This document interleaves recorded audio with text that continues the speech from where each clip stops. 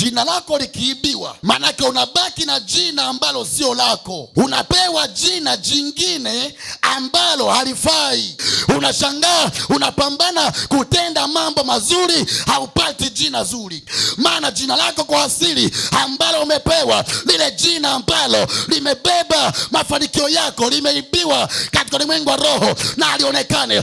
Hata ukiitwa hauonekani wewe, maana wengine wanatumia jina hilo. Kuna watu wameibiwa ndoa hapa. Ndoa imeshaibiwa. Kama ni mme wako ameshaibiwa zamani, yaani umebaki na boksi, ila mme wako kaibiwa katika ulimwengu wa roho. Tena wako watu ambao wamejikabizisha huyo mwanaume, pengine ni mchawi mmoja aliyechoma dawa akanuiza maneno. Wewe unaona uko naye, lakini rohoni ameshaibiwa, hauko naye. Hata wengine unashangaa mume wake ameibiwa na majini. Majini yanaweza kumuiba majini. Wengine wameibiwa watoto. Anaweza kuwa amezaa watoto, anao watoto 4 au 5 au 6 anao, lakini watoto wao wameibiwa rohoni, hana watoto, na ndio maana hawamsikilizi. Hata akihitaji msaada kwa watoto wao hapati msaada. Hata akijaribu kuwapa neno, akawapa maagizo, hata maagizo yake hawayafuati wala hawayatii. Hata mzazi huyo akizeeka, atahitaji msaada wa watoto wao, hataona msaada, maana watoto wale wameibiwa rohoni. Jamani, mtu aliyeibiwa huwa anafanywa mateka. Isaya 42 mstari wa 22. Ni watu walioibiwa na kufanyaje? Na kutekwa. Wamenaswa katika mashimo, wamefichwa katika magereza. Wafungwa wote gerezani huwa wanatii amri ya askari, maana askari ndiye ana mamlaka dhidi ya nani? Dhidi ya mfungwa.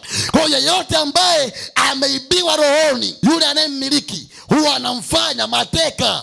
Leo kuna watu wamefanywa mateka katika ulimwengu wa roho, wameibiwa nafsi zao, wameibiwa mawazo yao, hawana mamlaka, hawana maamuzi, wanaamliwa maamuzi. Na ndio maana watu hao anaweza akawa anatamani ibada ila hawezi kuabudu, anatamani maombi hawezi kuomba, anatamani vyema hawezi kutenda vyema, maana ni mateka wa ibilisi. Hata wengine wametekwa wakafanywa kwa waganga wa kienyeji. Moyoni anajua kabisa wala siendi mbinguni, anatamani aende mbinguni, anatamani atubu, aache uganga, ila mapepo yanamwambia ukiacha tunakuua. Leo tunasema rudisha hiyo nafsi ambayo umeikamata, huyo ambaye unamtumikisha, leo mrejeshe kwa jina la Yesu. Tutatamka na itakuwa. Wengine amefanywa mateka kwa uchawi, analoga lakini moyoni apendi kuloga, anatamani aache kuloga, ila kinachombana wale wanaommiliki, wale viongozi wake wanamwambia ukithubutu tunakuua. Wanampa vitisho ambavyo vinamfanya anaogopa. Ile hofu inawafanya waendelee kuwa watumwa ndani ya dimbwi la giza, waendelee kuwa watumwa ndani ya uharibifu wa adui. Hata wengine hofu imewafanya waendelee kuwa watumwa wa dhambi. Sema nakataa utumwa wa uovu kwa jina la Yesu.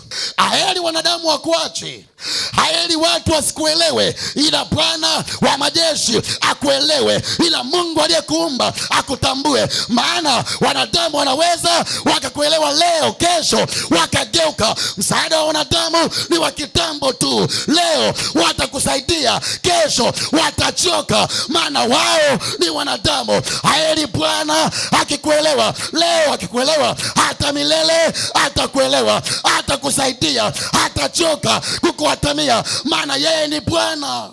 Usiwaangalie wanadamu watakuonaje. Aheri wanadamu wakuone wa ajabu, ila Bwana akuatamie na kuona mwema.